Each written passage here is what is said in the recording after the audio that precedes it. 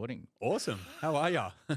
Good, Brennan. How are you? Good, thanks. Thanks for having us on, or having me on, I should say. That's all right. That's all right. And now you're the lead singer of Yes. Sister Dolls? Yeah, Sisters Doll. We are, so a band of brothers, and I'm the lead singer, and we've been doing it for about 12 years now. It's been a long time. Wow. Yeah. 12 years. 12 years. Yeah. How did you like all across Australia? All across Australia. Internationally? Yeah, we've been to America. We're aiming to go to Europe at one point in time, but the main place we have been, just because of the contacts we've sort of built, sort of had more American contacts to sort of make life a little easier. So we've been going over to America a few times, but mainly Australia. Like that's where we originated, and originally from Western Australia. That's where we grew up. So yeah. Because so I've been in Melbourne for 21 years. Okay. Before here, I was in WA. In Perth for 9 years. Yep. My dad was originally from Perth, but nice. Before Perth, Southeast Asia. So I grew up in Southeast Asia. Oh, nice. Yeah. Nice. What made you make the move from Perth to here? Well, we were from a small country town. I don't know if you heard of a place called Collie. Oh yeah, yeah. So we grew up there. Like the dog. Yeah, border collie. Yep. So we grew up there, and Dad had been working in the mines for years. Like he was been in that for it was probably about 25 years he'd been there. Yeah. And we got a few opportunities to move or to come over the east side. And the management we had at the time said, you really got to be on the East Coast to sort of, build a bigger following, because it is Perth's a little isolated in terms of the arts. It's very isolated. Yeah. It's actually, and you'd probably know this, it's the most isolated city in the world. Yep. In terms of its geographic distance from other cities, other major cities. Yeah. And it's the second windiest. Yeah, yeah. And we were at that point where we were down south in a small town. So it was either do we move to Perth or do we bypass Perth, nothing against Perth, and go over to where the population is, which was Melbourne. Yeah. So it was always an idea if we wanted to take the band to that next level. Yeah. And we are brothers, so got the same mum and dad. And there was 3 of us in the band at the time. Now there's 4. We've got the 4th member has just joined actually, so he's our youngest brother. Oh wow! But so there's 4 brothers in the band. In the one band. Wow. Yeah. So but for the first majority of the band's career was just the 3 of us, and we all moved. We decided to make it a bit of a family move, and new lease of life for everyone. And we moved to Melbourne in 2014. So we've been here 10 years now, and didn't know anyone, didn't, have any mates, family or nothing here. It was just like, let's go and see what we can accomplish with the music. And then once you make that big of a move, there's been moments where we're like, oh, maybe we should have went back, because you miss family or, it was a big, but you just roll with your life, you're here, you make it work, you have moments where you're like, wonder where we'd be if we had stayed in WA, or if we didn't do the band thing, or where we'd be. You'd be in mining. Yes, exactly. Yeah. Yeah. Fuck that. Yeah. I mean, not fuck that, but it's a job. It's a good job. It's a lifestyle. But if you have such talent creatively, you should pursue that. Yeah. And at the time, all my mates went and got jobs at apprenticeships out the mines and stuff. And I remember for me, it was a 4-year thing, 4-year apprenticeship. And I remember 4 years, at the time I was like, wow, that's a big chunk of my life that I was like, now in hindsight, I think I wish I could go back and do that 4 years, make my money, and then put that money into the band. And I probably could have, done more things. Because obviously at the time when you're young, you're just chasing that dream, and you're hoping, oh, this year will be the year we'll take off. And then the next year comes along, oh, this will be the year. And then you keep sort of pursuing. And then you're like, geez, I'm 30 now or 31 and accomplished so many things, but there's a lot of things that your peers and your friends back home have already done, that you haven't achieved yet, because obviously you're still chasing that dream. So there's moments where you're like, have you made the right choice? But then when you have talks to them, like my cousin, for example, she's getting married, she's got 2 kids, got a beautiful house, and I'm like, go over and visit her or whatever, and I'm like, oh, I'm envious of this, is beautiful. And she goes, yeah, but I'm envious of what you've done. You've got to do this, this, and this at she hasn't done. So it's kind of one of them, you know. You want what you can't have. Yeah, yeah. And, you know, I think it's take that as a compliment. Yes. You know, yeah. your cousin kind of saying that. Yeah. You know, like I guess she's kind of watched you from afar, kind of doing all the things that you're doing and Yeah. Yep. Yeah. So it's yeah, it's a good industry, like the music industry and the arts industry. It's a tougher industry, but yeah. you definitely have a lot of fun in it, you know, and you get to meet a lot of people and you do get to accomplish things. If you follow your dreams and work hard, you do get to accomplish things that, you know, are beyond your reach that you ever thought were possible, you know? Yep. Yep. I just need to check something. Being a one-man band means that I've got like so many other things going on in my head about recording and cameras. No, that's so all right. just a second. That's all good.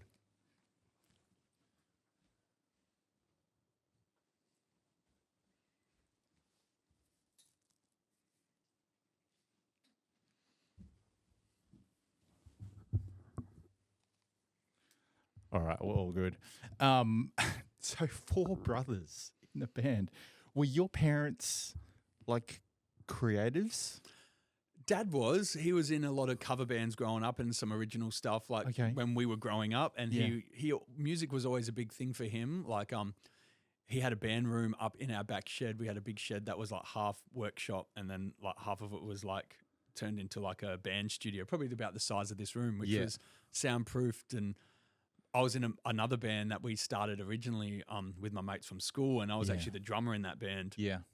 And Dad, we were just fortunate enough that we had the room and the space to do it, like, because Dad was in them bands growing up. So we went and watched him, and then I remember my first band, we got an opportunity to open for Dad's cover band, you know, and and that's kind of fortunate that we had the equipment. You know, it wasn't the most top-end, high-end equipment, but it was a place to play, create, and we were very lucky in that regard. Yeah. It's so good that that your dad was kind of like doing the band thing and he had created a space, so it was kind of like a safe space for you to explore creatively like what he was doing and seeing whether or not you wanted to kind of like do the same thing. Yeah. Having 3 other brothers, like I can only imagine the amount of testosterone that was, you know, in the space at the time. How did you go about like managing the different like personalities of like what you wanted to do? Like, yeah, the early days was very hard because I had sort of done my apprenticeship, I guess you could say, my first band. So I was the drummer and I knew what was involved in being on stage and performing. And we'd done some pretty cool things. Like my first band, we played in front of 10,000 people at the Triple J one night stand it come to our small town of Collie back in like 2008. yeah. So I was like 15 and I'm playing drums to like 10,000 people in our hometown on the footy oval. And I was like, and my brother, like, who's a drummer, Bryce, he's in Sisters Doll, obviously. He's like, was come along to all these gigs and saw it and was like, I want to do this, you know, and but at that point I thought I was just the drummer, like I was just going to be a drummer.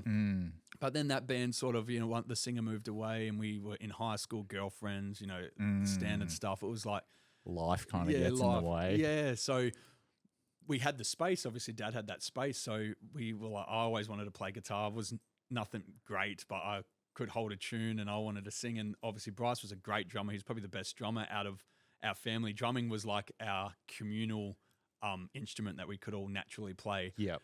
So I wanted to play guitar, and then Austin, the youngest at the time, was like, "Well, you can play the bass, and we'll go up." And we just started jamming up the back shed, playing covers, and because we had that space, we were lucky. But like you said, with the personality side of things, because I'd already done the hard work, Bryce would get lazy. We'd play like 3 songs, and he'd be tired, or he'd be like, so we'd have some blues like in the band room. I'm like, you got to get, you know, you can't. Yeah, where's your endurance? Yeah, where's your endurance? Come on, mate. Yeah, and I was hard on Austin, but I think it was my work ethic that sort of helped. Not that I'm making it about me, but I was actually a dancer earlier on as well. And my dance teacher, that's where I think I got my work ethic from, is if we were sick, we had to go to dancing. If we were like, you know, there was a family event on, we would generally have to miss it to go to dancing.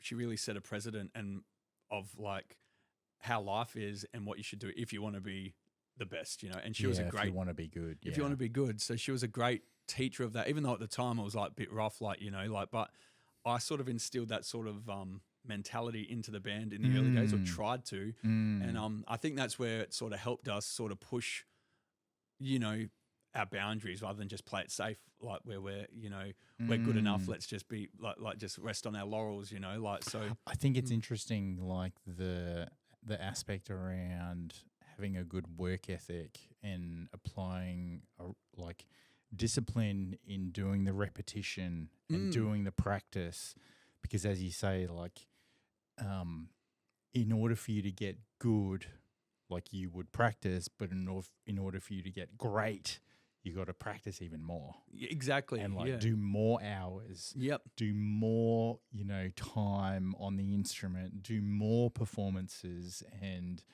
you know, I'm kind of picking up like you're the oldest. Yes. Yeah, I'm the oldest one. And so because you had done the apprenticeship of being in that band already, you kind of, I guess, knew what needed to happen and try to instill that into your younger brothers. Yeah, and sort of speed up that process of like them having to go back and like do the hard yards. You know, it's like, well, let's learn from what my mistakes were and sort of bypass these bits. Yeah. And then obviously, you know, you make your own mistakes as you go through life as well. But, you know, because in anything, like, you know, there's someone next door is way more talented than you. Someone in the next country is way more talented than you. But if you've got the work ethic. No one else is doing podcasts in this private estate. Yeah. Well, that's good.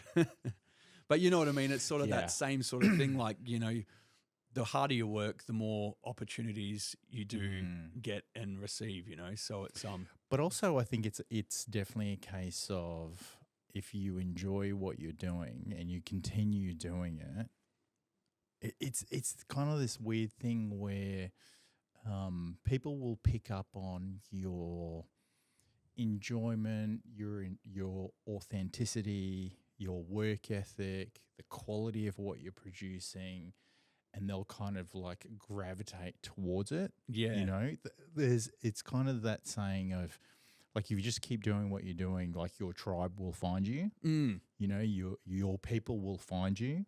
And I think in today's day of age, like there's lots of things that people can be doing, and having too many options could be a problem. But I guess it's just a matter of like how much motivation and discipline and enthusiasm you want to put into things. Exactly. And it's kind of one of them things like Sister's Doll is like our baby. Like it's been such a big part of our lives, you know, like, so you don't really know your life without it, you know? So, cause it's taken up so much of our lives, and being a family band as well, it's, you know, it's the topic of the conversation at the dinner table without it even being, which can sometimes be a curse as well, you know, because some days you're just like, I don't want to talk about the band, you know, you just want to sort of, but it's like anything, you know, like, you know, you just get onto that subject, which is a good thing. But it's like one of them things, you want it to succeed, but you also want the best for it. So you kind of, you put your energy and time into it to sort of make it, the best it can be. Do you get much downtime? Like I said, like when we were living together, it was, oh shit, you were living together? Yeah, like during COVID and stuff like that. Yeah. It was which was kind of lucky because we were doing like videos online because we sort of made the most of sort of staying relevant in those times, because a lot of other bands didn't get that luxury. That's smart. Yeah. And I said to the boys, I said, if we don't capitalize on this, like we're just going to sort of, you know, we've wasted good, because no one knew how long COVID was going to last, but it obviously 2 weeks. Yeah. It was only supposed to last 2 weeks. Yeah. Try 2 years. I know. 2.5 years. I know, and it was crazy. Here in Melbourne, like it's fucked up. Yeah. So we were doing like live stream videos, and then we were doing like a weekly like vlogging video, which was like us going to a shopping center, or like one of us went to the dentist, and we sort of just made it fun. And it's amazing. We thought we were just doing it to try and stay relevant, but it was amazing how many people after COVID, when we got back out touring and gigging again, that came up to us and said, those videos we're doing, we don't know how much that helped us get through our week. Like we would wait for that Friday to come. And yeah, it was only a small percentage of, you know, because we're not the biggest band in the world, but for that small percentage that we were like touching their lives in a different way, like being in their living rooms, you know, and then like their kids obviously couldn't come to gigs because they're 18 plus, but their kids are now fans because they saw You know, they were not forced to watch it, but like their mum or their dad had it on the TV or whatever, and they're like, "Oh, this is quite cool," you know, or whatever. It's really smart, the vlogging space, because I think it's an opportunity to let people into your own like personal lives, and what that does is it inadvertently creates a bigger personal brand. Yes, for not only you as an individual, but for the band. Yeah, you know, and I think like a lot of, I mean, the whole influencer like market came about because people were like recording themselves. Yeah. And then next thing you know, it was like celebrities recording themselves. And then next thing you know, brands were like, hey, we need to get our product in front of this particular celebrity because then they're going to show it. And the next thing you know, it's like. Yeah. And that's why, because I remember we had a manager at the time that was really trying to push us onto OnlyFans, which sounds funny now, but OnlyFans was a platform that was meant to be more, obviously it's turned into a bit more of a bit more explicit sort of thing. But I remember he was saying, we didn't really know what it was.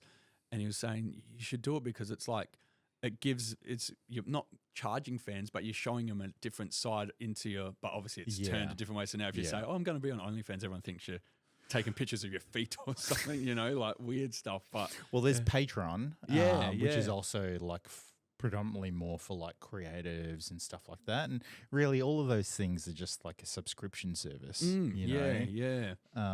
And so it's, So during COVID, you did more like online stuff, and then you kind of came out, and you know you kind of had this rejuvenated like aspect for the band. Exactly, yeah. COVID actually did help the band in a way because we were sort of in a stalemate, like you know, like you'd been pumping the same sort of product for so long. We were wanting to do this new album, but we couldn't because obviously, so we just demoed. I think we demoed about 35 songs in our home studio, like, and we were sending them to our producer in that time, and we're like, you know, and he was like, yep, we'll get the best 10 or 12 and that'll be your album. It'll be a great album. And we're like, cool. But it just kept getting pushed out like because of COVID. So then we were like, well, we can't, like we had sort of demoed and we're like a bit over that. So we're like, well, how else can we sort of stay relevant? So we, we started vlogging, and then we did like a couple of live stream shows, and and I said we had to sort of capitalize on it while we had the luxury of still living together because, a lot of bands didn't have that luxury. And it just sort of kept us relevant and, in the presence and, you know, in the forefront of people's minds, I guess. So, how did you come up with the name of the band? We were sitting around the computer late one night back in WA, and we knew we wanted to do something, you know, at the time we were a lot more glam orientated. That's what we were going for, you know, where we did dress up a lot more flamboyant. You know, we had the pink scarves and the top hats and all that sort of stuff. And we're very influenced by Kiss, Motley Crue, Van Halen, that sort of era. And so we're looking at old band logos. We're just coming up with like different, blurting out different things. And we saw the New York Dolls logo, which was an old band from the 70s, and Twisted Sister. And we're like, I was like, I like that logo. And Bryce was like, I like this logo. And then I was like, what about Sister's Doll? I just blurted it out. And we didn't like jump for joy out thinking, that's the name. Like it kind of sat on us. We're like, that's not bad. And we sort of put them together and we're like, this could be cool. And then we were brothers as well. So we thought, there's a bit of a stick to it, you know, like there is a bit of a stick to it because it's like, so I had no idea there was 4 brothers. And I'm like, okay, surely there's going to be like a female in the band, but there's not. There's not, nah.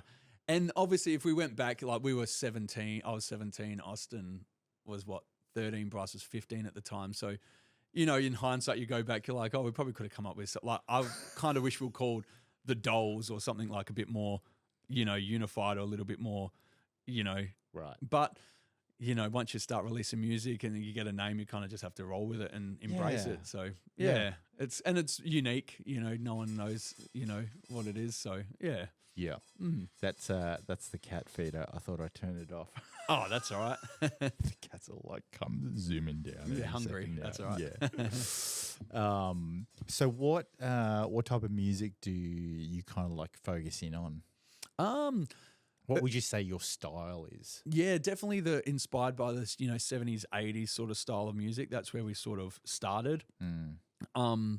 And now we're sort of progressing a little bit more, you know, sort of a bit more of a modern rock sound as opposed to sort of being trying to be a throwback band, I guess you could say. Obviously, we're always going to have that stigma because as soon as you wear a leather jacket or put guitar to a song these days, you sort of feel like you're throwing it back to the heyday. But sort of trying to stay true to what we love, but having a modern flair to it. You know, that's what we're sort of trying to portray. So, yeah, the first album was kind of like, we wrote 10 songs, let's record them. You know, that's sort of the mindset. You sort of just put it out there. Whereas the second one was a bit more, we're writing songs, we're gigging a lot. Like we moved from WA and when we moved here, we gigged everywhere. Like any gig we could get, we would just jump on it. Like didn't matter about money, didn't matter about crowd size. It was just like, let's just do it. You know, we'd travel up the East Coast back. So in that time we were like playing a lot of new songs and seeing which ones resonated with the audience. Yeah. So that was what our second album essentially was. Whereas our third album now, obviously a lot of it was written during COVID, but like we really dug deep and sort of went a little bit darker into, obviously because we were, you know, you experience different things as you get older. Yeah. So you sort of got somewhere to write to, you know, like. Plus I think, and I hate kind of like talking about this period, but like the COVID period, it was this, like we were forced to look internally. You know, and I know a lot of people still struggle with like mental health and like all that type of stuff, and you know, people passed away and stuff like that. But yeah, like I think it's interesting to have an actual album written like, you know, in a dark space, like, you know, that about that dark time. Yeah, and it just shows, I think, the maturity in the band, because the hardest thing I've always said as any band is when you start young, you know, the first album is where people, you know, obviously you haven't touched the world yet, but all the general people will like jump on that first album and see, oh, do I like it? Do I not? And then they might follow you to your second album or whatever. But it's hard. Like you're never going to be the band you want to be in your first album, unless obviously your first album takes you to stardom, you know what I mean? Whereas, so I think this third album, I hope what the main thing we're hoping for is that people that sort of liked us in the early days, but was like, didn't grow with us completely, will give this album a listen and be like, oh, they've really gone from like here to here. Evolved. Yeah. Not saying that our first stuff we're not proud of that. Like we'll always be proud of your stuff, but I think the band is really, it's come, like we don't sound like we did when we did our first album, you know, to like where we are now, you know, and I think that's just purely because we were a young band in the early days, and now, you know, we're a lot older. I think it is interesting, like particularly with musicians, when you're starting out, you have a particular sound and a particular look.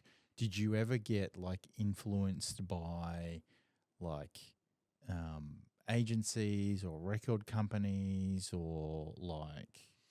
A little bit, not really. We sort of were in our own lane. It was kind of funny. We just did our thing, like, and we just did what we thought was cool at the time, you know. And as over the years evolved, you know, we were on Australia's Got Talent, which was oh shit, yeah, we got runners up on that one year. Really? Yeah, which was quite fun. But they let us wear whatever we wanted to wear, and we just did our thing. And it was funny because then after that, I should have done my research. Nah, that's all right. It was years ago, and we kind of got approached to do it by I knew a lady who was a producer, and she said, "Do it this year. You got it. You'll go all right." Like, because Kelly Osbourne was on it that year. Yeah. She said it's a great story. Do it, and we're like, So we did it, and we sort of got to bypass some of the early like producer auditions and stuff, and got straight to the. Yeah. And then we thought, we'll be on TV once, and that'll be it. We won't get through. Yeah, we ended up milking it all the way till the grand final. Wow. Yeah, and what was that like? It was good. TV World was good. TV World is like a whole nother level, right? Yeah. I liked it. It was like a bucket list thing. I liked it for the fact of like, I got to see how that world worked, because it was just, and it was just at the end of the day, people like, you know, a lot of people, our peers and stuff in the industry were probably like thinking we'll sell outs doing that show and stuff like that. But we knew it wasn't going to make us famous, like an overnight success. It was just another platform to get music out there. Correct. Yeah. So we got to play our original music, which was good on there. So and we're on there 3 times, and it built our, you know, our portfolio, I guess you could say. Like Plus, I think your experience Exactly. in terms of playing in front of a different crowd, or like the size of the crowd, and having the pressure of knowing that it's going to be on TV, and you know, and so you're really kind of like testing your talent, your capabilities, and like your skills. You know? Exactly. And up until that point, you know, we're just playing local pubs. So when someone says, "Oh, you on this show now, you're going to be doing like 3 performances over the next 10 weeks or whatever in front of potentially 500,000 to 1 million people on TV," like it was like, you know, it was like, why wouldn't we do it, sort of thing, like, you know, like. Did you shit your decks? Oh, it was, and you watch some of the performances back, you know, we were fine, but. You know, even then, like, you're like, oh, I wish we could have been doing it now. Like, we would sound so much better, or, you know, like, it's just one of them things. Because that was like, geez, that was 2016 we were on that show. So it was a long time ago. And, but yeah, it, like you said, exactly hit the nail on the head. It was another experience to sort of, for the band to sort of grow, you know, like, and feel what that was like. You know, it wasn't our favorite experience in the world, but it was another part that we were like, oh, we can do that, you know. That was and TV World was just another, and then that led to another opportunity where we were judges on that. I don't know if you remember that Channel 7 show, The 100, it was called. Oh yeah. So we were judges on that show. So by being good sports and easy to work with on Australia's Got Talent, the producer was, when they were scouting for talent, he reached out and said, "Do you want to be a judge?" I'm like, "A judge? Well, we got no credit in judging. Like, we're not like multi-platinum selling artists or anything like that." He goes, no, trust me. He said, "There's going to be 100 judges, and we want you 3 to be 3 of them. Like, it'll be fun, you know." And that was, then that led to another opportunity where we got to go up and get paid and go to Sydney for the week or 10 days or whatever it was, and got to film, you know, this new show that they were doing at the time. And so it led to other avenues where you could, you know, make money or, you know, build your brand a little bit more. Yeah, and as you say, build that that portfolio of experience, you know, and I think all of that kind of adds to being confident when the next opportunity presents itself. Exactly. You know? Yeah. Oh my God, my fire alarm keeps like beeping. Oh, that's all right. Oh, my smoke alarm. Hang on, I'll just need to like reset it. No worries.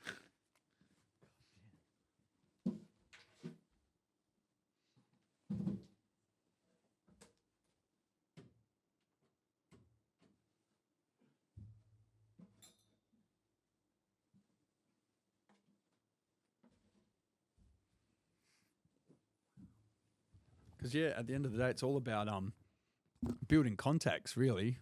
Yeah, you know, that's like, like we can't even remember at the time when we got the email for that other show. We couldn't even remember like the name of the person who actually approached us, and then it was like, it just goes to show we made an impression at that time. And and that's one opportunity leads to the next, and vice versa with everything. You know? Yeah.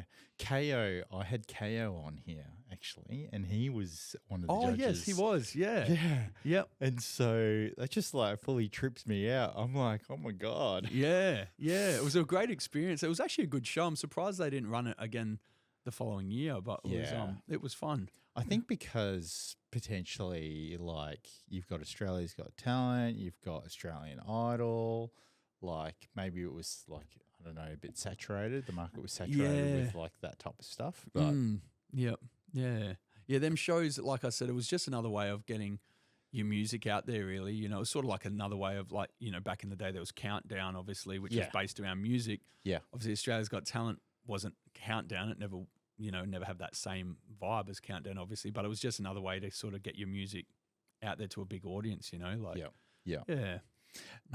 And so what advice would you kind of like give your younger self? Oh, yeah. Well, music is, you don't do it if you're wanting to be rich, you know, it's tough. Like, I mean, but the beauty of being young is the greenness. Like, you kind of forget, like, when you, like, if I put my head on my younger self, I probably wouldn't have even picked up a guitar or left the country, you know, because you kind of, you become a bit more like, you know, I've always been a sensible sort of bloke anyway, but like, I've never just been one of them ones that lives for the moment, you know. I'm like always thinking of, all right, if we do this, how can that is that going to fit into everything? I've been a bit more, I guess, what's the word? Like strategic, I guess. But when you're younger, obviously you've just got that. I want to be a rock star. I want to be famous. I want to, like, you've got that greenness of like. So I think if I went through some of the stuff I've done now and put that head on a younger body, I'd be. So part of me would say, oh, do this. But then take a different approach. Yeah. But then part of me goes, but then I probably wouldn't have done that or that if I had my brain now. Because like back then you had no care in the world. It's just like, oh, we're going to drive to Cairns, are we? Okay. Didn't think of, it's going to cost us $3,000 in fuel or, accommodation, but, little things like that. Whereas where now I'd be like, someone says, oh, you got a gig in Cairns, but you got to drive up and you got to get there. And it's like, okay, let's see how, it's going to cost us this amount. Is it worth it? Is it not? Whereas when you're younger, you're just like, we'll figure it out. We'll get there. We'll sleep in the car. So it is that question is always interesting to me because I think about the fact that I wouldn't be where I am today if I didn't have the experiences that I had. And if I had changed anything, would I be in a better place? I don't know if I would. Yeah. Because I've had all the experiences that I've had. Yeah, yeah. And I always say to myself, like I say it a bit, I was like, if I had my time again, because we came from that mining town and a lot of my mates went out and did their 4-year apprenticeship and made good money. Yeah. I always think, I wonder if I had done that, I should have done that. And then I would have had like a house and, some money behind me to be able to do things. But then I'm like, but if I had that, I probably would have settled as well, so it means I might not have expanded my wings. That girlfriend you had in high school, she could be your wife. Yeah, exact that sort of thing, Yeah, which is not a bad life. Like obviously a lot of my friends went down that path, but I think once you're stuck in that life, you're stuck there, Yeah, for sure. Although, I don't think there's anything stopping you from like trying something new. Like at any age. Exactly, yeah. I think some people think to themselves like, oh, I've gone down a particular path and there's nothing I can do. When I think like as a result of like the internet, we kind of really went into this information age, and so sorry. Prior to the internet, it was like radio and TV was like the big thing and everything was done on pen and paper.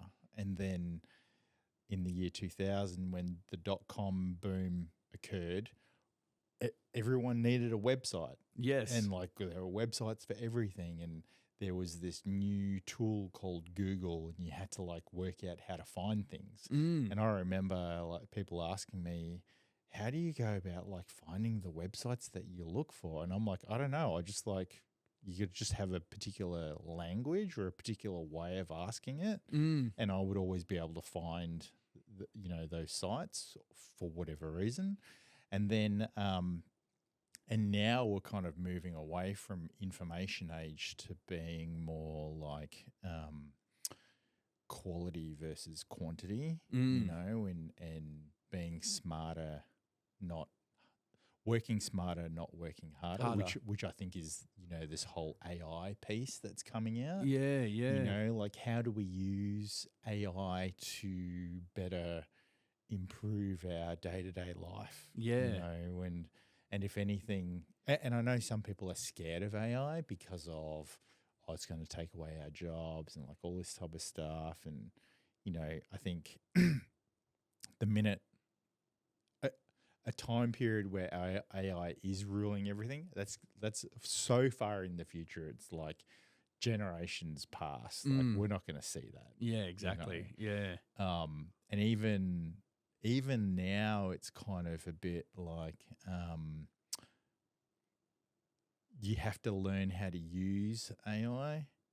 You have to learn how to use ChatGPT and ask the right questions. Yeah. So we're kind of going through the exact same thing that we did with like Google when Google first came out. Yeah, yeah. It's like new technology, new ways of asking questions, new way of getting information. Yeah. And how do you then go about using that to improve your day-to-day life or improve your like quality of life in whatever you're doing? Yeah, exactly. And the best thing about the internet for the arts, because obviously, you spend 20, 30, 40, $50,000 on an album, say, and the only way to sort of get that money back is obviously by streaming, but the main way you're going to get it back is by selling merch or going out and touring and building that. Whereas back in the day, like recording an album, it was like that's how you would make your money. Like, you know, you would make your money. Whereas now you got to pay, and a lot of people are hard in the industry. I find it hard to sort of think that way, but you got to think of your music and your video clips and stuff as just a promotional tool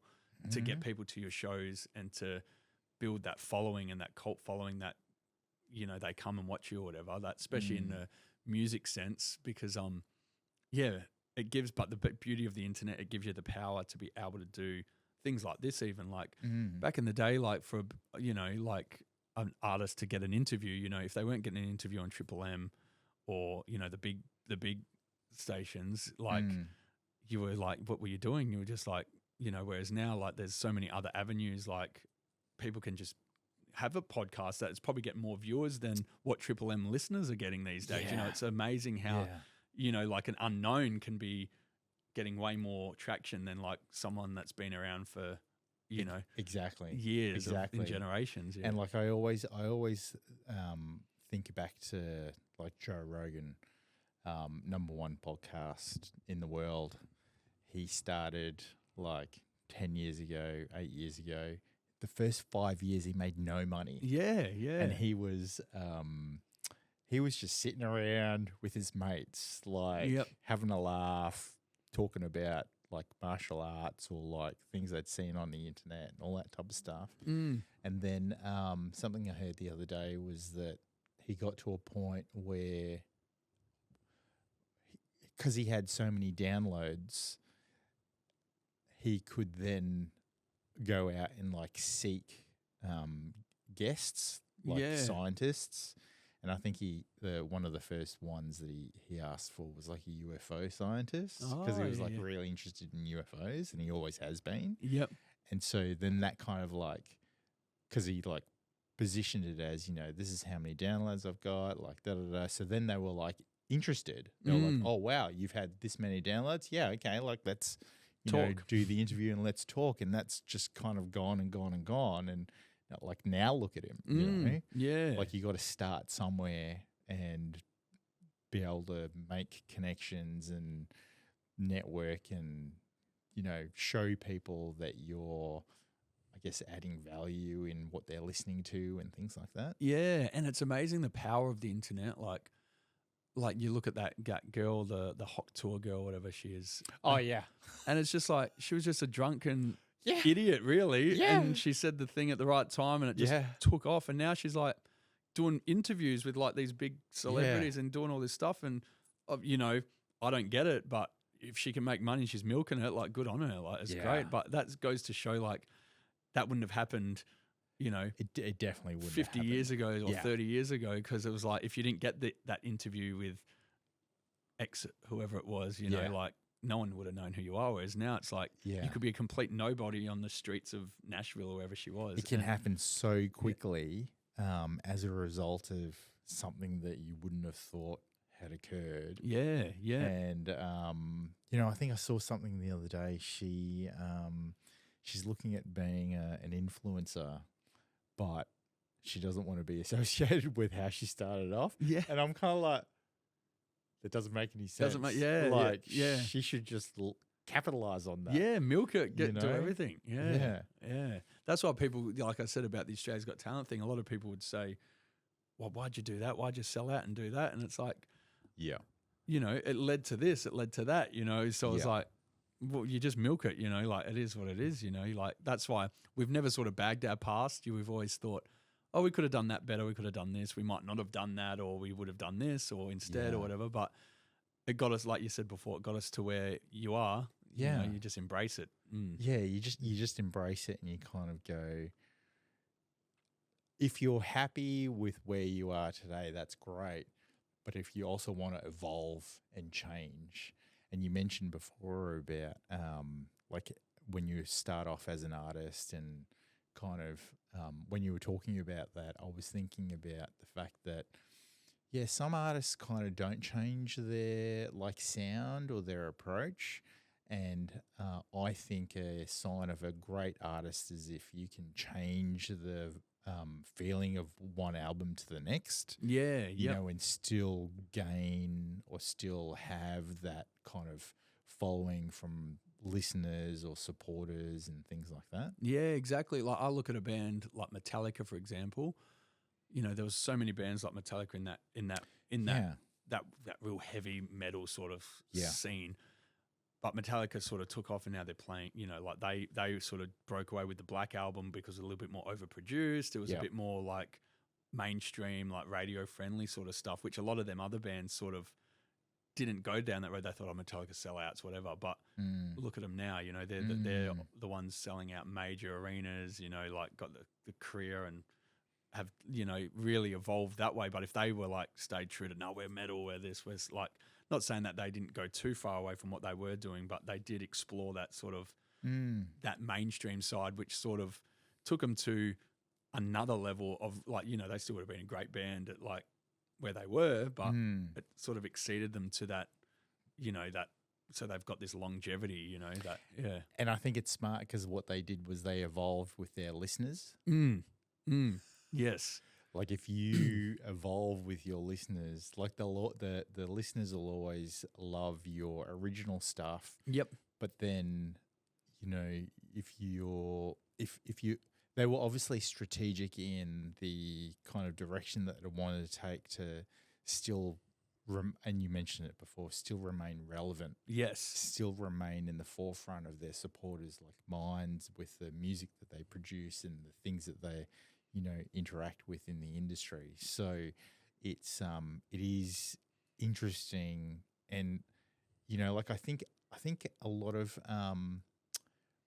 that happens in like the toy industry as well, like with toys. So there's always this revolution of I think it's about 20, 25, 30 years where a toy that first came out 20 or 30 years ago does a revamp and comes out again because those kids are now adults. Yeah, yeah. And those adults are having their own kids. Yeah, yep. So the adults want to provide this nostalgic feeling of what it was like for them to be a kid by sharing that same experience with their kids. Yeah, exactly, yeah. And another great band was, well, one of my favourite bands, Aerosmith, was the same. I remember, you know, they were big in the 70s, and then they came back in the 80s, and they were like, you know, they did them other big songs, and they did that song with Run DMC, which was like, you know, they'd done that song back in the 70s. They rehashed it with them, which brought them a whole new alliance. And then, you know, they did their thing in the 90s and whatever. And then they weren't doing much, you know, in the like the 2000s, you know, they were doing a bit here and there. But then I think Steven Tyler was not in the band or got kicked out or whatever. So to sort of like shove it up them, he went and was a judge on American Idol. Yeah. And the band, like, they were like, why are you doing this? Like, they were sort of like, it's going to kill the band, blah, blah, blah. And it literally brought him this whole new resurgence of like revamp. Yeah. And then they did a new album off that. And then obviously they've called it a day now. But yeah, I think if people sort of stay like stubborn to what they believe in, but don't sort of think outside that box, you know, that's where they, you know, you can excel and you become a whole, like I said before, like the longevity of your craft, you know, because it is in the industry, as you know, like you've got a short window of like, you know, where you're hot at the time. And if you don't capitalize in that time and you just sort of rest on your laurels, and then you become a flash in the pan, you know what I mean? Like, you know, it's sort of that, yeah. What do you think about artists doing these collaborations? So you just mentioned like Aerosmith with Run DMC. Like, what do you think of that? I think it's smart. Yeah, I think it's, but it's got to be done well and to the right, you know, the right sort of artists. Like you've got to sort of, it's got to be a reason behind it where they can both benefit from it. I think. Like, yeah, I mean, we've never done it. We've always been open to it, like if someone wanted to, but it was just, we wouldn't do it for the sake of it, I guess. Like, yeah. It is, I think it is smart because you're capitalizing on the other artists' like support group, you know, or fan base. Yep. You know, and if the music sounds great, then it's just going to get noticed by even more people. Yeah, exactly. And I think if you can go like a bit diverse, like say for a rock band, for example, like if you could do a collab with like for example, Taylor Swift or something like that, it's a whole different sort of like. Whereas if we got like another rock singer to sing for us, which would be great, but it wouldn't really, like we've had a couple of times we've had a couple of guest guitarists on like a couple of songs and stuff, and it's great, but unless we sort of said, they're playing this song or whatever, it's not really too much of a diverse where people go, oh, that's cool, but it didn't need to really be there, sort of thing. It's like, but yeah, if you sort of can cross like different genres or different things, it's sort of, I feel like that's more beneficial as opposed to just, If you were to pick a different genre that you like listening to or that you'd like to like collaborate with, what would it be? Country. I think. Country? Yeah, definitely country for me. Okay. Especially not so country, more like the that country rock sort of like that sort of style. Yeah. Yeah. Like Keith Urban-y sort of vibe, yeah, that sort of thing. Yep. Any artists that you would like to collaborate with? I'd love to. Shania Twain would be awesome. I'd love that. That would never happen. Go straight for the top. Go straight.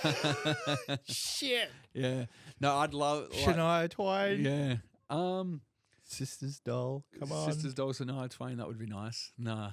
I don't know. There's so many artists like out there now. Like I even say this sometimes in in day-to-day life. I said, imagine like back, like now there's so many bands that we've got access to, like if they've got their Spotify or whatever. Yeah. I said, imagine the bands like that were competing with Led Zeppelin at the time, or, who else? Like, the Who, the bands that were sort of on the bills with them that just didn't get anywhere because they didn't get the record deal or the money put behind them. I said, imagine the amount of bands that were probably better than some of the bands that did actually, that we just don't know about. Whereas now you can love a band that, might be only pulling 500 people to their local bar, or, they're playing to like 1,000 people in a theater or something like that. Yeah. And they could be your favorite band, but they're like, they're not like that Taylor Swift tier level, band. Whereas back in the day, you needed to be on that sort of tier, to sort of get noticed. I definitely think that you don't need like that high tier. No, to have a career. I think it is definitely, and I think we touched on this before, but people will pick up the synergy that you have with like-minded people, and it creates this feeling of authenticity, and connection that the listener will have like with your music. Yeah. And it's funny how every band has got their, they've got their line they want to get to, or their conquer, like, so for example, I don't know if you know, there's a band called the Struts, and I love this band, but they're at another bracket, but in their minds they want to be to the, like, and it's like but us as a band, we're like, well, we want to be to their bracket, so we can be doing it for a living and doing that. But like in their minds, they're like, oh, like, because we went and watched them when they were out here recently. Yeah. And he was saying, they were just playing like to 800 people. And then they were like, but we want to be, there. But, and then in our minds, we're like, but we want to be where you are, sort of thing. So I think everyone, if you kind of keep striving to keep improving and getting better, that's when you sort of have that longevity as well. Like people ask us, oh, you're still going, like that's good. It's been a long time. Like it's been 12 years or whatever it is. But we said in an interview the other day, it's more so something that keeps driving you to do that, like to keep pushing. Like so next year we got the chance to play on Monsters of Rock cruise, which is out of Miami, Florida. And it's something that we've always wanted to do. And we got the opportunity to do it. And so that drives us to go, well, we got to keep pushing till then. And then obviously you hope once that dies out, then there's another opportunity that will keep us pushing for the next 12 months, and that's sort of why we've kept sort of, and I mean, we love it too, but, obviously if you do get them opportunities, it does help, sort of push you a bit harder as well. Oh, exactly. Push a little bit harder. You can kind of like, I guess, see the rewards of like your effort, yes, and the impact that you have on more people, you know.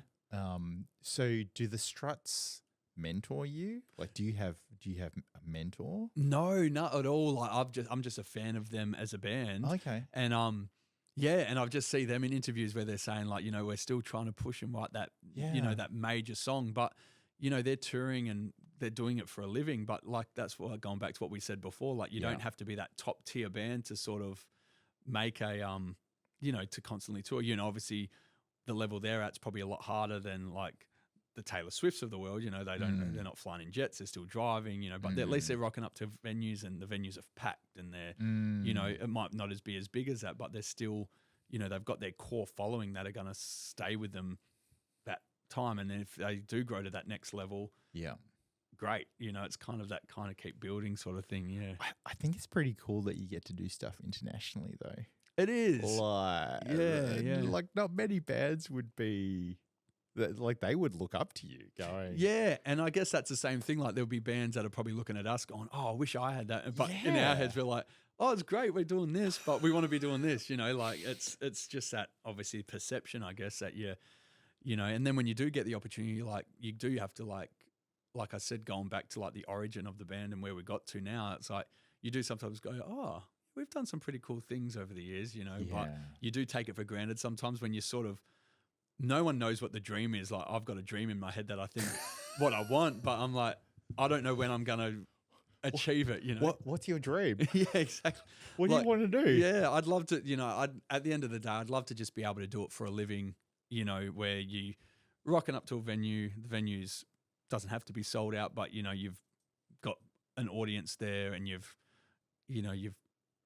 performed for a living that you can sort of, and then you go do an album, like that sort of, and then obviously once you're out there, then you can expand on what you've achieved and do other things, but like if someone said, what's the dream? What are you striving for? It's like, I don't really know. Like, I actually think your answer is really interesting because you didn't at all answer in a way that you wanted to just be making a living out of it. Yeah. You spoke about the things that you would do and the journey that you would go through whilst you're doing those things. I think it is always interesting, this kind of concept around like having goals and having markers of success where for some people this might work, for me it doesn't. An outcome is just a byproduct of the process that you go through, the journey that you take. Yeah. I fall in love with like the journey and the process of doing things. Like the outcome is just, like if I get to the outcome or if I don't get to the outcome, it doesn't matter because I love the journey. Yeah, exactly. I love making the mistakes. I love, being successful and doing all the things, in the journey. Yeah, yep. And so for me, it's not about like doing something full time or like being very like so successful that you're making heaps of money out of it or anything like that.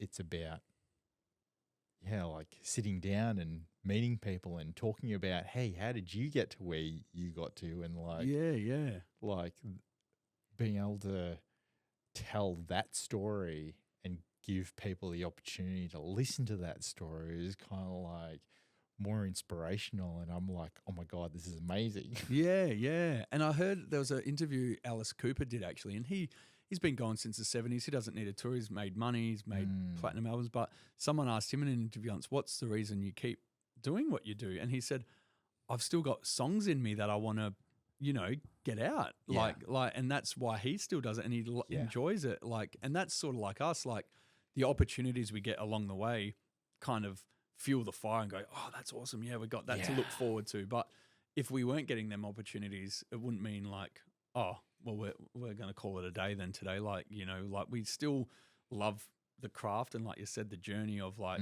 like the other day we got to play the halftime of the NRL Rabbitohs and Raiders game up in Canberra. Oh, wow. And we got offered the opportunity like very last minute. It was like no pay. It was just like a promotional tool to go do it. So we were like, well, how can we do this? We got told on like the Wednesday and the show was on the Sunday, and we had to like just figure out how we're going to do it. So we like got our jobs, days off like to do it. And we jumped in the car, drove up, did it and come back. And yeah, it was hard. We were tired. It was like big hours, and then our trailer popped a tire on the way back, and then another tire blew up as well. It was just like, wasn't like a joyful trip, you know, in terms of, but it made a good story, and it was like, this is what we do it for, you know. It's a bit of fun. Like, no one wants to hear the stories of like, you know, even when you hear old bands who are like, you know, they've sold millions of albums and they're sitting there, they're not really talking about their oh yeah, and today we were in our private jet and we flew to here. Like, no one's like, oh, who cares about that? But when they get into the deeps, like, oh yeah, when we started, we had a rundown bus, and they were telling them more of the origin story as you've been doing. Yeah, it's like a bit more. Oh wow, like it sort of humanizes people a bit. Like when it totally does. Because online, like the experience we put online of that NRL experience, people are like, wow, it looks like we've got flown in by a helicopter almost, you know, like that's how like you perceive it. You should have. Yeah. NRL, what are you doing? yeah, exactly. but people, you make it look like that's how you're doing it, but no one knows the nitty gritty. But a lot of people enjoy that nitty gritty because they make it humanize you a bit and be like, oh, that's cool, you know. Like, did you get to meet Russell Crowe? No, he's the owner of the Rabbitohs, isn't he? I don't know. I don't actually know much about NRL, which is bad. I don't know much either. Nah, I think he's the owner. He should have like flown in a helicopter. Yeah, that would have been good. So how do you go about creating your music? Like, do you like write songs down on a piece of paper, or do you like force your brothers to get into a jamming session and kind of like just create stuff organically? Yeah, it's very organically. If I sit down and try to write a song, it's horrible. Like if I'm like forcing myself to sort of like, you know, like you got to write a song. I love the honesty. Yeah, like you listen to it and you're like, and there's good parts, I guess, but it's more so when I've like I won't write anything for months, and then all of a sudden there'll be like a spark in me where I'll write 3 or 4 songs in a week that, you know, they might not all be amazing, but there's something there that I'm like, oh yeah, we can make this work, or that could be good. And I found when we were doing the demos in COVID, our producer was like, we sent him 10 songs, like, oh, these are the 10 we think we're doing. He goes, yeah, they're good. But he said, keep writing more, like just keep writing. And it kind of pushed us to go like, so, and we kind of got into, I did anyway, got into like a bit of a writer's mind then. And all of a sudden, like, I'm like, you got very creative. Like when you're sort of doing something very creative, you kind of like, it sort of spawns like, so the next day you're like, oh yeah, this was it. And you kind of become like a bit of a mad scientist sort of thing. It is harder when you're not doing it for a living, or, you know, you've got other jobs, you've got other things going on in your personal life. So you can't actually sometimes, I do have to sometimes take time to be like, oh, I'm going to sit down and do it's going to be my creative time sort of thing, because it is hard to sort of like find time sometimes. And what about creative blocks? Because I know every creative will at some point hit a block and they can't get past that block. Like, have you ever had that experience?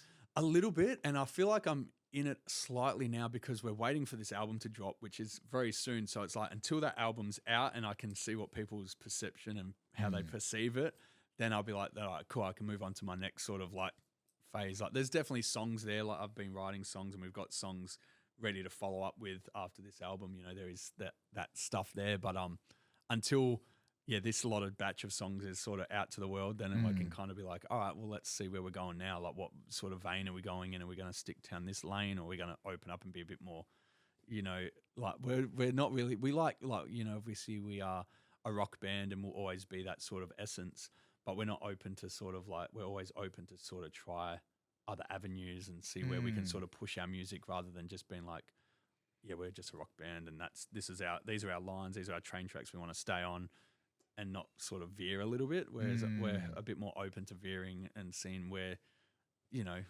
the music can take us. I think it's good because you're open to be influenced by things that are happening in your day to day, and creatively, it potentially would resonate with more people. Exactly, you know, and if anything, it's all about sending this message for people to resonate with and, you know, acknowledge and really kind of like hit them in their heart and soul, you know? Yeah. And I think by experiencing things as you get older, you know, heartbreak or, you know, any sort of stuff you go through, it sort of fuels like I said, back to when we were in that COVID era where the producer was saying just keep sending stuff, my brain went into like, all right, well, where else can I? And then the more creative stuff you're doing, if you're rehashing an old song, or then all of a sudden like a new song, a new idea will just sort of like, you can't really explain it, just really comes in, and you're like, you know, the first song we got played on Triple M, which was last year, was a song called Change. And I literally wrote that on an acoustic guitar in like this crappy little acoustic guitar in a room back in WA. Yeah. This was when I was over there. And it just came to me. I was just mucking around, and it just was like bang. But in my mind at the time, it wasn't like I was writing a song I wasn't like, oh, I've got to write a song that's got to get played on Triple M. Like, it was just like something just came to me. Yeah. Did it, sent the rough demo back to the boys who were here, and then they sent me back something else, like their parts to it, what I'd done. Then I re-sang it, and we got it to a point to a demo. And then when we started recording it, the producer's like, he said, yeah, this one could do something, like this one could, like he could hear it. Like, but when I sat down and wrote that song, it wasn't like I was like writing a song for Triple M, or I was writing for, and then now like it got played and people were like praised us for it, and we're like, because it's quite hard to get a song on Triple M if you don't have a major label behind you. And so we got like high rotation on like nights with Dave Gleason and stuff. And yeah, people were writing to me, how did you get on Triple M? Like, what contacts? Who did you send it in? Like, you know, and it was like, we've been sending songs to Triple M for years, but it was just one song that resonated with someone who listened to it, who were making the decisions. And it's just funny how you get into that creative world and then it pays off like that. You don't realize it will. Yeah, everyone seems to think there's like a secret sauce. As like, what's the secret? What's the secret? The secret is hard work. Yeah, exactly. Hard work and perseverance and a lot of disappointment. Yes. Yep. We've had more, like I could probably count on one hand how many great opportunities have like happened to us. Yeah. To 500 slamming doors, you know, like, but obviously you don't air them ones out to the world because you want it to seem like you've. I reckon there'd be more than 5 because other bands would look up to you and be like, oh, they've done this and they've done that, and that's how that list of 5 would be more. Yes, because of your experience and because of what you've done and things like that. I guess it does come back to that piece around perspective, you know, and reflection and acknowledgement of how far you've come and like all of that. And it's pretty amazing. It is. And people always say, like, if I say to people all the time, I say, if the band stopped tomorrow, like if we said, no, we're done, guys, we've done good, I'd be proud to say, you know, tell my kids one day, oh yeah, I did this at one point, this at one point, whatever. And I'd be happy to what we've achieved. But until that fire inside is burnt out, I'll keep doing it for as long as I can. Yeah. It's not going to burn out. Nah, that's good. You're going to keep going. Keep adding logs to it. Yeah. Yeah. Keep it burning. What advice would you give to someone? So with your knowledge that you have now, what advice would you give someone that wants to like start off? Yeah, just give it your all and stay professional and humble and work hard. That's actually all you can really do. Like there's no, if there was a 10 step checklist on how to become famous and amazing, you know, every second person would do it, you know, and you knew after I've done 10, I've ticked off number 10, all my dreams have come true. Everyone would do it, you know, but yeah, sounds so easy when you like say it like that. Yeah. I'm like, huh? What? Where's my 10 checklist? Yeah. So that's what I mean. But like some people are lucky, they can do their 10 steps and they become, but you know, we're still ticking ours off, you know, we still haven't even got to, you know, 1,000 yet, you know, you like some. Yeah, so and I think you've just got to be happy with what, like, you know, have goals rather than be like, the main goal is to be worldwide successful. You know, that's everyone's dream in the arts generally. You know, people want to be known for what they've put out and what they've done and make a mark on the world. But, you know, that's miles away, you know. So I think having little goals along the way, and like you said, just speak about the journey, that's you've just got to enjoy the journey. Whereas sometimes haven't enjoyed all of the journey because you're constantly thinking of why aren't we there? Why aren't we there? Whereas the older you get, I think you just appreciate the little things more than when you're young and you're impatient. You just want to like, you know, even I remember our first gig, my dad said he was playing in his band and he said, I'll give you as a gig opening for us. This was my first band and we were like practicing hard. And he goes, learn 10 covers and you'll be able to like do the show. And he goes, but I want you to be ready. But we're like, we want to do a gig now. Like we were sort of impatient, you know, but we stuck by what he said and yeah, it worked because then it gave us something to work for. And I think that's what you got to just learn for the younger people coming through or anyone in any aspect of life. We all want to be there. And I think that's a mentality of the generations coming through. They see all these influences and stuff in the life that everyone's living. So everyone doesn't want to do that. You know, they're here, but they want to get to here in, you know, 10 days or a week or whatever. But it's just, some people get lucky. But I think it is a byproduct of the technological like age that we're in right now, with like things happening so quickly, you know, and what that does is it creates like an expectation of like, oh, it should be happening quickly for me. Like, how come it's not happening quickly? And it's almost this piece around if you have that mindset, it's not actually going to happen. Exactly. Yeah. Like you need to not worry about any of that and just be yourself and just persevere and just do the things that you love. And then if it happens, then it happens. And I think it's actually a good way of like measuring whether or not you're going to be happy like with your life. Yeah, you know? exactly. Yeah. Like, because if you're constantly going, oh, well, it should happen to me. It should have happened to me by now. Why hasn't it happened? Yeah. It's kind of like, well, maybe your priorities are like, you know, aligned. Yeah. Maybe you need to readjust or do something else, you know? Yeah, yeah. And I think that's the biggest advice you can give anyone is just enjoy the journey and have fun. Because if you're not having fun, what's the point, you know? And that's why probably pre-COVID, we were all sort of in a rough place. Like we didn't really know where the band was heading. We were sort of a bit like, you know, down on each other and ourselves. And we're like, but it got to a point where I was like, well, you know, we had that time and we realized how much we missed it. And then so when we could go back and do it, we're like, it sort of rejuvenated and gave you that lease of life. And yeah, until you don't enjoy it anymore, it becomes a chore, you know, like, and that's what everyone does the arts for. It's because it's their passion, you know.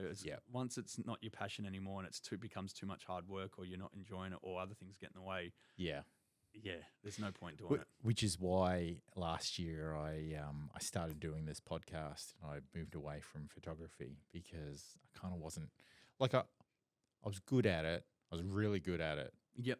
But the way I saw it was I wanted to take a different direction and it was pretty easy for me to just like exit. Yeah. You know, it's kind of a little bit like, when's the best time to exit? When you're at the top or when you're teetering down? Yes. You know, I think the best time to exit is when you're at the top because then that's the legacy that you leave. Yep. And the standard that you imprint on the industry. Yeah. And it's like, I just want to do like different things now. Yeah, exactly. And it's one of them things like if music or arts or what you're doing is your main breadwinner and that's what's putting food on the table, you know, you're obviously a bit more obliged to be like, oh, I have to just fight through it and do it, you know. But we're at the point where it's a luxury for us. Like we can do it when we want to, like we can stop it at any point. You know, obviously the dream is to make it like you're living, but if you can't, well, you got to enjoy it. Otherwise, it's like, you know, anything, you know. Like, Exactly. Yeah. So your third album is the one that's coming out soon? Yes, third album. And what's it called? Oh, I can't say that one yet. Okay. All right. But yeah, we've released 4 singles off it. There'll probably be one more single and then we'll be releasing the album on the 25th of January. So okay, fantastic. Yeah. Well, the album will be out the 24th, but we're doing a big show in the city, so hopefully you can come down if you want to. Max Watts on the 25th of Jan. Yeah. And what were the 2 previous albums called? The first album was called Welcome to the Dollhouse. Yep. And the second one was called All Dolled Up. So I will confirm there's no doll association with the title of this one. Let's just be clear. Yes. Yeah. So from now until the end of the year, you're just doing like more promoting and like more gigs and stuff like that? Yeah, so more promotions. We haven't got any gigs planned because we're trying to plan and make our big show, the January show. Yeah. The launch show, which is exciting. So we're sort of trying to be a bit lay low until then to sort of hype that one up. But we are going on Rock the Boat, which is cool. We're going to play on a boat with like Screaming Jets, Baby Animals, Living End, John Stevens. It's like a big rock boat thing. I've never been on it before, but it's meant to be. When is that? That's in October. In October. So it's 7 days or 7 nights on this boat. A lot of sex, drugs, and alcohol. Yeah. So that'll be pretty exciting and fun. So we're going up to do that, and and then before we know it, January will be here and Christmas and whatnot. So and then we go over and we're playing on another boat, in Miami, Florida. The Monsters of Rock cruise in March. So before we know it, March will be here and we'll be like, oh, that's happened quick. So yeah. So it seems like this whole like boat thing is like a bit of a theme. We didn't it was just same sort of thing, just sending out an email to both parties and them coming back to us saying, yeah, we'll have you on. That'll be cool, and you kind of, like I was saying before off air when we were talking, like I said, you got to kind of make your own opportunities these days. You just kind of got to, like, people say, oh, how did that happen? What did you do this? What, like, you just ask. And if it happens, it happens. It doesn't, it doesn't. Like you were saying about the internet before, you kind of know how to, like, I remember when in our early days we had like pyros and flame machines and stuff and confetti cannons and stuff and other bands that were like, oh, that's cool. Like, where'd you get that stuff? And I'm like, oh, just online. They go, oh, what'd you type in? It was like literally flame machine on stage, like it wasn't like I wasn't inventing anything. Not the flame machine and the confetti at the same time. Because otherwise the confetti will like catch on fire. Yeah, exactly.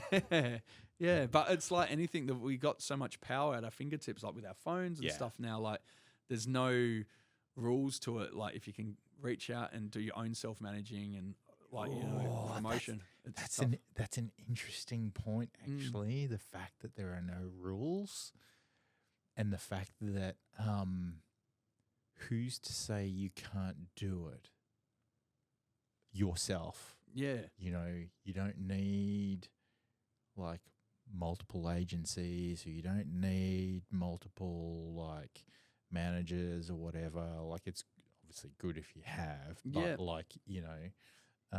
I think the fact that there's so many other avenues now for musicians and creatives, like we spoke about OnlyFans, but also Patreon. Yep. There's, from a music point of view, there's like SoundCloud. Yeah, yeah. Like you can get your music like noticed on that. Yeah. And then obviously like YouTube and like channels and all this type of stuff, right? Yeah, and it's sometimes all it is, like you see these amazing stories where like, another artist or a producer's spotted someone on YouTube, like a solo artist or something, and all of a sudden they're like, geez, they've got something, like, and then can turn them into this multi-platinum selling, like, it's no different to being like going on an Australia's Got Talent or a, one of them talent shows. It's just finding them in a different light, you know what I mean? Yeah. And well, Usher found Justin Bieber. Yeah, and look at him, like, and then I think Justin Bieber he discovered that Charlie Rae Jepsen, what's her name? Charlie Rae Jepsen? Carly Rae Jepsen or something. Yeah. And so then he did what sort of happened to him, and it's sort of that ongoing sort of flowing effect, Yeah, that's right. And TikTok, there's viral videos going around on TikTok and all sorts of stuff. Like it's the world's sort of your oyster, and you just got to be that.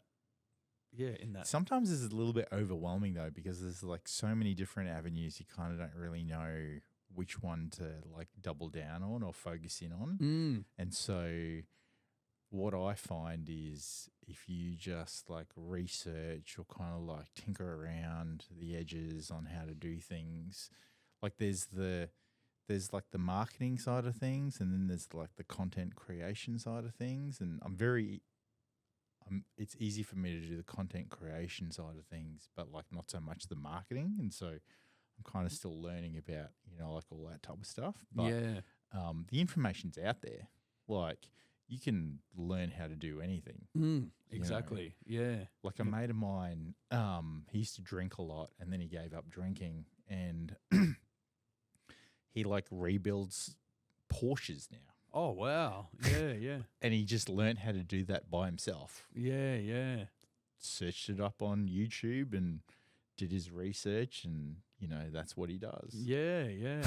Yeah, amazing. Yeah. So if you want to learn how to do something or like improve what you've got in place already, like literally you said it before, like the world is your oyster, right? It is, and you can there's so much information, accessibility, and the more money you've got, the more you can sort of put out there. And and essentially that's all a label was. Like if I'm talking about music, like a label, like we're on a label now, but our label's given us no money. Like they're just helping us promote the music in avenues like getting us on Triple M and little things like that. Whereas back in the day, a label would just give you a lump sum, and that was your, which we'd had to pay. You would have had to pay back eventually, but that's all it was. So you're just kind of cutting out that middleman and funding it in yourself. And you've not saying we're not rich by all means, but any spare money I make in my personal job or whatever goes into the band, for recording or whatever. Like, and if you believe in your craft, you just do it. I mean, I'd probably have a lot more money and be able to buy a house if I didn't have the band, because I put a lot of money into the band. I don't have a lot more money either, except I've got way too much equipment. Yeah, exactly. Yeah, I could probably sell all my guitars and put a house deposit down, like I don't think I'd have enough for a house deposit, but I just love cameras and like photography gear and the whole editing side of things. Like it's just I love it. Yeah, so if you believe in your craft, I remember someone told me early days, it's like, if you've got a talent, you just got to fund and milk that talent if you want to. You don't have to. Yeah. Like you don't have to at all. Like, but if you want to, like, invest in yourself, I guess is the word, invest in yourself. Exactly. Yeah. So January 25th is the date that the album's going to come out. That's the show date. That's the show date. So 24th of Jan is when the album will be released. 24th of Jan. How can people find you or find the album? Like, where do they go? Yeah, so the pre-orders will start for that one in the next month or so. We're just got to do our final photo shoot and get it all up and running online. So it'll be on sistersdollband.com. Yeah. And obviously all our social media is linked to that. But yeah, we're on Instagram, TikTok, Facebook. Yeah. Everything really, YouTube. So yeah. Yeah, fantastic. Fantastic. Well, Brennan, thanks for coming along. No, thanks for having me. It's been great chatting. Let me just take a quick selfie of us. And nice. Amazing. Yeah, I can't wait to come see you play. Yeah, come see us on the 25th. It'll be fun. Yeah.